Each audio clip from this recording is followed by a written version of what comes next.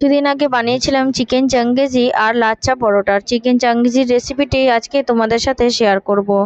প্রথমেই একটা কড়াই গরম করে তার মধ্যে পরিমাণ মতো সর্ষের তেল দিয়ে তাতে 3টে পেঁয়াজ কুচি দিয়ে ভালো করে একটু নুন দিয়ে ভেজে নিতে হবে। তারপর তার মধ্যে কয়েকটা কাঠবাদাম দিয়ে আবারও ভালো করে ভেজে সেটা নামিয়ে ঠান্ডা করে পেস্ট বানিয়ে নিতে হবে।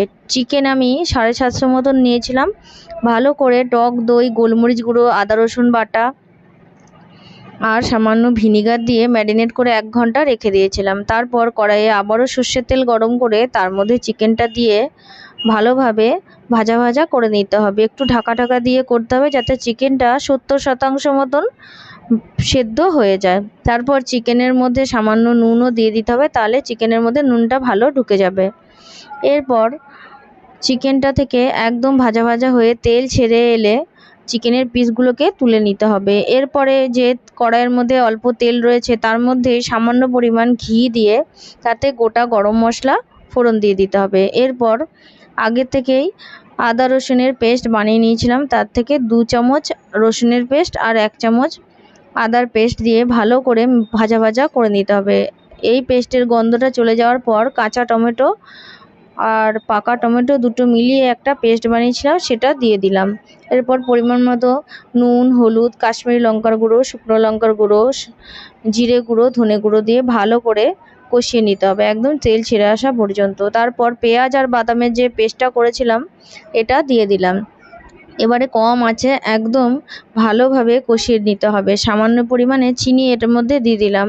চিকেন চাঙ্গেজি রেসিপিটি একটু মিষ্টি মিষ্টি হবে। তারপর চিকেনটা দিয়ে ভালো করে মিশিয়ে নিতে হবে, একদম কম আঁচে আস্তে আস্তে কষিয়ে নিতে হবে। তারপর একটা মশলা আমি বানিয়ে নিয়েছি, জিরে, ধনে, গোটা গরম মশলা আর সামান্য তেজপাতা আর গোলমরিচ একটা শুকনো কড়াইতে ভেজে গুঁড়ো করেছিলাম, সেই মশলাটা দিয়ে দিলাম 2 চামচ।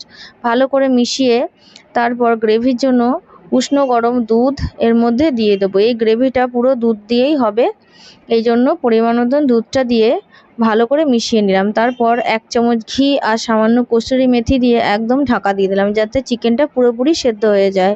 কিছুক্ষণ ঢাকা দিয়ে রাখার পর যখন চিকেনটা সেদ্ধ হয়ে তেল ছেড়ে আসবে সেই অবস্থায় সামান্য ফ্রেশ ক্রিম ওপর থেকে ছড়িয়ে আবারও ভালো করে মিশিয়ে ঢাকা দিয়ে আঁচ বন্ধ করে দিতে হবে। তারপর গরম গরম লাচ্ছা পরোটার সাথে সার্ভ করতে হবে চিকেন চাঙ্গেজি। রেসিপিটা কিন্তু অবশ্যই একবার ট্রাই করে দেখো, আশা করছি তোমাদের ভালো লাগবে।